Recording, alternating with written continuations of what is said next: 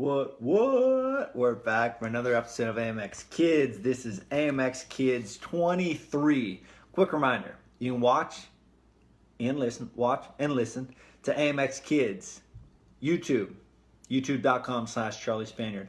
Facebook, facebook.com/Charlie Spaniard. And you can subscribe to the Spaniard Show on iTunes or whatever podcast app you're using. That's 3 different ways to consume the glory, the wonder, the awesomeness that are these books. That is the AMX series, AMX Kids, AMX Books, AMX Talks, and AMX Weekly. What we're doing, pretend that there's just this big wide world of learning, of books and interesting people and things to learn. And what we're doing on the Spaniard Show through all these AMX series is we're taking them all and bringing them to you on a nice silver platter, on YouTube, on Facebook, on iTunes, whatever podcast app you're using. That's what we're doing.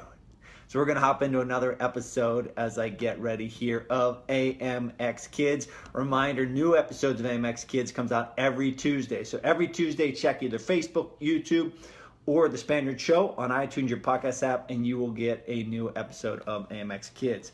Let's rock and roll. This is a good one. When I look.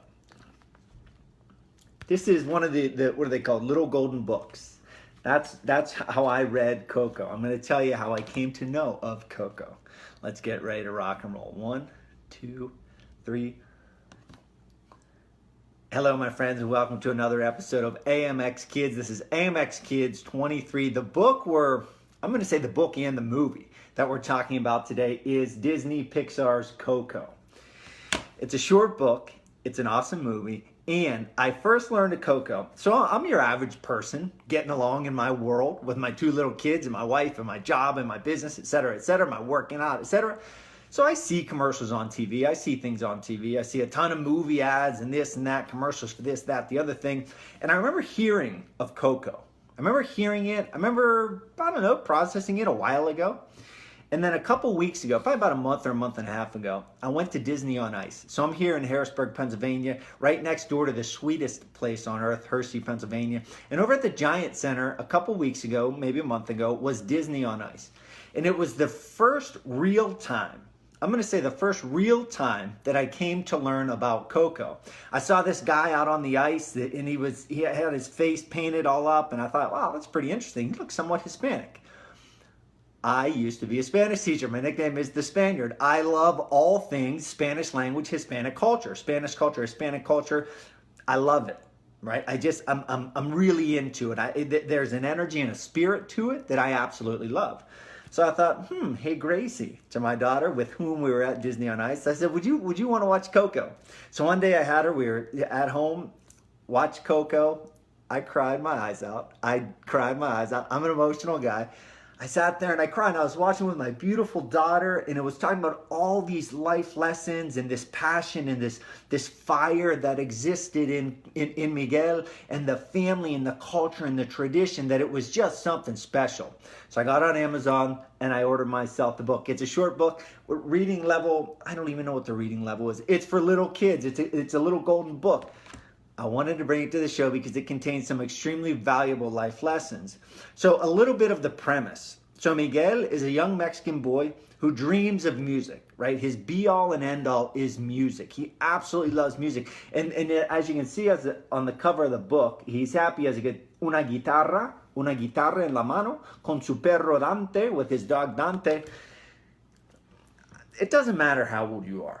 Whether you're 7, 8, 9 years old, whether you're 12, 13, whether you're 37 like myself, there are things in life that just capture you. For me, it's books. It was wrestling. It was professional fighting. I love training, right? These things that are a part of my soul, all right? For Miguel, it was music, but there was a situation in Miguel's family such that he had to keep this music a secret. So he loved this thing so much. He lived it. It was him, right? And you see him with his dog, Dante, corriendo por la calle, running through the street, tocando la guitarra, playing his guitar. But he has to keep it a secret because of some things that happen in his family, which you're either going to have to watch the movie, you're going to have to read the book to find out. But he's forbidden to play it. He wasn't allowed to play his guitar. He wasn't allowed to let this energy, right, this spirit, this inner energy of music out of him. He had to keep it on the hush. So the story Coco tells Miguel's story, his adventure, as it relates or as it corresponds, intertwines with Dia de los Muertos. So Dia de los Muertos, en el pasado yo era profesor de español. In the past, I was a Spanish teacher. So it was also interesting because it brings in some Mexican culture, Day of the Dead, Dia de los Muertos, which is oftentimes confused with or interused with our Halloween. It's different than our Halloween, same time frame.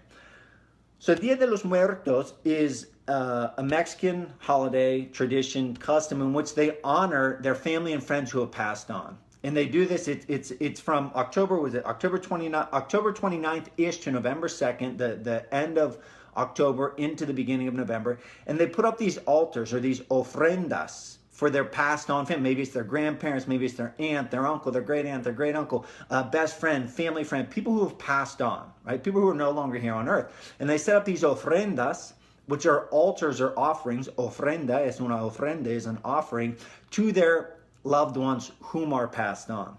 It has their favorite, maybe their food, their drink, their music, their pictures, flowers. It's to pay respect, right? To pay respect to those family members and loved ones who have passed on.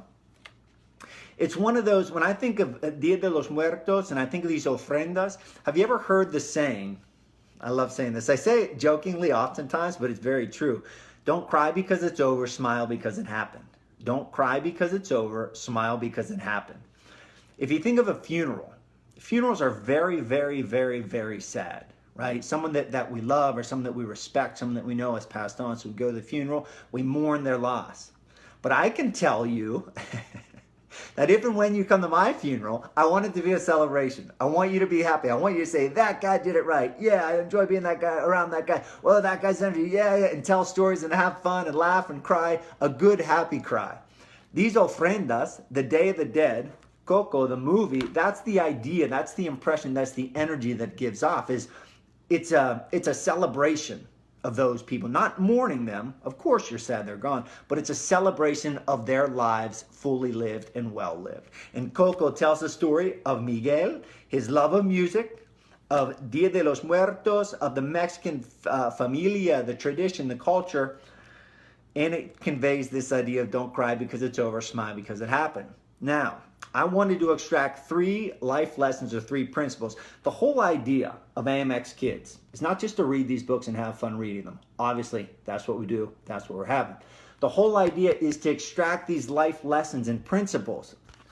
This is a little golden book. Who are these books written for?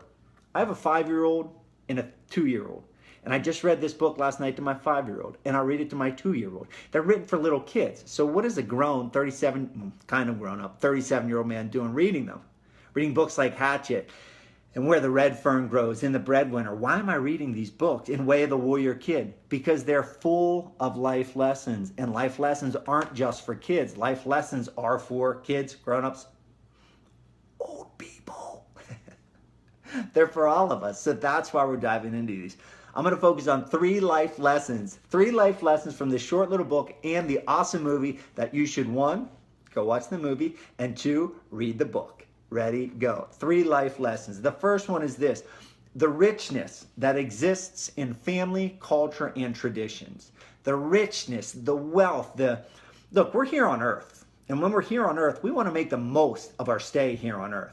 So when I say the richness that exists in family, culture, and traditions, when I say the richness, I mean that it makes your life better. It makes your experience here on earth better. That of family, that of tradition, that of culture. Why or how? 1, it creates a connection to you, to something bigger than you. You know, it's the holiday season. We're at the end of November. We just had Thanksgiving. We're going into Christmas and the New Year and then into Easter, and all these different holidays. That forms a connection with something bigger than me. I'm the Spaniard. I operate every day as the Spaniard. But when you pay attention and you become part of something bigger than you, that's when it's really cool. That's when you feel that you're part of something special. You know, the acronym for team, together everyone accomplishes more. This idea of culture and family and traditions, that creates a connection between you and something bigger than you. And that creates an intrinsic, in your belly, good feeling. The idea of purpose and pride. You should see, when you read this book and see this movie, how much pride Miguel has in who he is, right? He's Miguel. He loves his music. He's Mexican. He loves Dia de los Muertos. He loves Mama Imelda. He loves Ernesto de la Cruz. He's more complete of a person because of this connection, because of this history and these cultures. So, if you're watching this in class, watching this with a parent, watching this and want to think, hit pause right now and ask yourself, what are my traditions? What is my culture? What are my family? What does my family do? Where do we come from? What's my last name? What descent? What ethnicity is my last name? Why do I speak English? Start thinking. Or si hablas español, ¿por qué hablo español? If you speak another language, why do you speak that language? Start to ask yourself, ask your friend, ask your mom, ask your dad, ask your aunt, your uncle, your mentor, your teacher, your coach, whomever. Hey, what are my traditions? What do you do on Thanksgiving? What do you do on Dia de los Muertos? What do you do on Father's Day or Mother's Day? All these different traditions. What do you do? What are your traditions? What is your culture? What is your background? Moving on to the next point, passion in adversity. This was a good one. I actually got chills thinking about this. Passion in adversity. When I talk about passion with Miguel, I'm talking about music. When I'm talking about myself, and talking about passion, it's this right here. It's books, it's learning, it's teaching. That's my passion. That's what puts a smile on my face. That's what puts energy in my body and spirit, in my soul, is that of books and reading and learning and knowledge and wisdom and teaching and passing it on, right? To add to our experience here on earth. So that's the passion. But the adversity, who likes adversity? Adversity is challenge. Adversity are things that you undergo in your life that are difficult. Passion and adversity, what do they have what do they have in common? Sorry about that. What do they have in common? Passion and adversity. Passion and adversity are often, if not always, interconnected. What does that mean? That means that when you find your passion, when you find your guitarra or music like Miguel, when you find your books or your wrestling or your fighting like myself, when you find your instrument, when you find your acting, when you find your singing, when you find your drawing, when you find your craft making, maybe you're an artisan, maybe you're going to create pieces of wood or metal or fine art, whatever it is. When you find that passion, you can, I'm going to say, you can guarantee, you can darn well almost guarantee that you will undergo some sort of adversity while you pursue that passion. Miguel, he loved music, but guess what? Miguel had to fight for his music. He had to believe in his soul of souls that one day, somehow, somewhere, some way, he would find. He believed that he would be able to play music freely. And it wasn't all sunshine and rainbows. Miguel had to ask himself. Miguel had to self-reflect, introspect. He had to think inside himself. He had to process what he was thinking and what he was feeling. And he had to consider giving certain things up, certain important things, giving them up in the name of pursuing his passion.